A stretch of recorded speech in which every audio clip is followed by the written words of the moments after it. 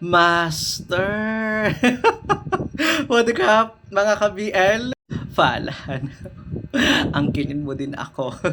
Angkinin mo ako ng buong buo. Wala kang ila-left out. Falan. Angkinin mo ako ng buong buo. Hindi ako uurong falan. Susunggaban pa kita. Uy! Like, alam mo yung kisabay hago? Huwag ka na dyan kay Kem, ayaw niya. Ako na lang falan. Yayakapin pa kitang gano'n.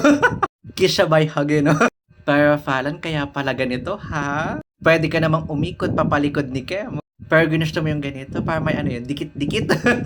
Ikaw ha, may nalalaman ka pang ganito. Pero yung totoo, selos na selos ka kay Pong. Pero buti hindi mo nga sinilaban si Pong, no? Buti naman at hindi mo inutusan ang mga elemento.